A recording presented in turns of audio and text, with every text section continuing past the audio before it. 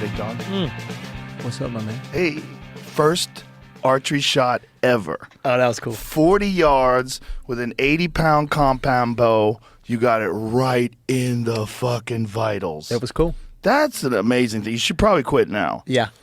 I mean, first of all, the bow's not even set up for you. The way the bow is set up is for me. I have shorter arms than you. Right. You would have a longer draw length, so you have to kind of like move your body a little, and you sent at that peep sight.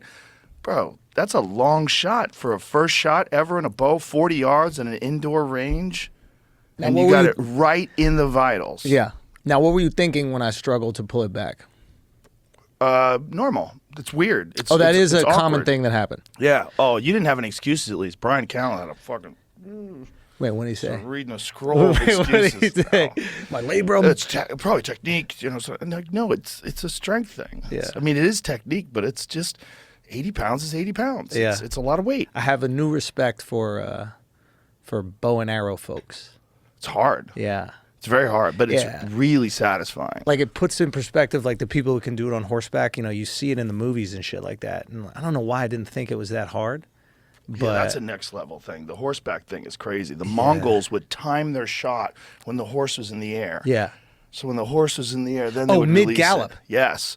So there would be less disturbance, less jolt on their body. So was that? Yeah, we always talk about like Genghis Khan and how he was able to take over the world. Was the competitive advantage horseback weaponry? They had a lot of things going for them. They had strategy, first of all. They had devious, wild strategies. Like, they would set people up. Like, they would send a small party out, and those people would go after the small party and chase them down. And they would lead them into like a canyon filled with Mongols and just slaughter everybody and block the exit. And they would hold a siege. They would attack a city, and they would bring so much food and so many supplies, they could just camp outside the wait city for them to starve until everybody starved out. And then they would start killing people and lighting them on fire and putting them on catapults and launching them over the walls and light their own houses on fire with the dead bodies of people they killed. That's motivational. Bro. Yeah. Those motherfuckers killed 10% of the population. That's the crazy thing. Like, I don't know. I always wonder about these times. Like what was like the Roman Empire's advantage? And, you know, some people chalk it up to like roads. Or like, why was Genghis Khan so effective? But at a certain point in time, it has to be technology, right? There was a lot going on. There was the knowledge of the recurve bow. They were really good at the recurve bows. They had catapults. And they just had, like, Genghis Khan just had this unquenchable desire to take over the world. Yeah. It's really crazy that, you know, no one's scared of the Mongols now, you know? But then when one of those dudes fights in the UFC, you're like, Jesus. Wait, who's Mongolian in the UFC? Let's see. Who do we have? The Mongolian murderer. That's one dude.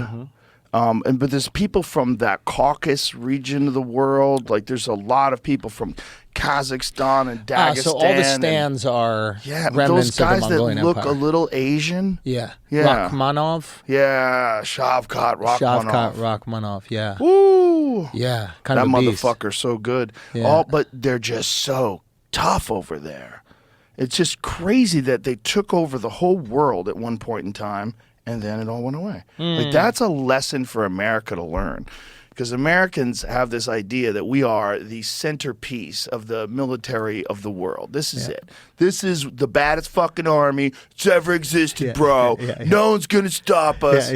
But the reality is, like, every single civilization that has been in control has gone under. They all go under. Now, did those civilizations have nukes? No. That's the problem. That's the tricky thing.